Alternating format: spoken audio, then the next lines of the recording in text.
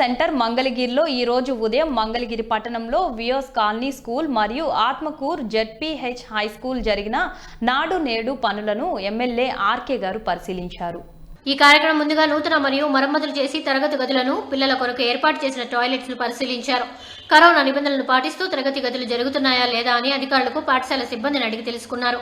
MLA RK గారు మాట్లాడుతూ నాడు నేడు పథకం కింద ప్రభుత్వ పాఠశాలను ప్రైవేట్ పాఠశాలల కన్నా ధీటుగా తయారు చేసిన గౌరవ ముఖ్యమంత్రి వైఎస్ జగన్మోహన్ రెడ్డి గారికి, విద్యాశాఖ మంత్రి ఆదిమూలపు సురేష్ గారికి ప్రత్యేక ధన్యవాదాలు తెలియజేశారు. అలాగే గవర్నమెంట్ స్కూల్లో ఇంగ్లీష్ మీడియం ఉండడం వల్ల గత సంవత్సరం కన్నా ఈ సంవత్సరం విద్యార్థులు ఎక్కువగా జాయిన్ అవడం వల్ల హర్షం వ్యక్తం చేశారు. ఈ కార్యక్రమంలో విద్యాశాఖ అధికారులు, మున్సిపల్ అధికారులు, ఆత్మకూరు పంచాయతీ అధికారులు, వైఎస్ఆర్సీపీ నాయకులు పాల్గొన్నారు.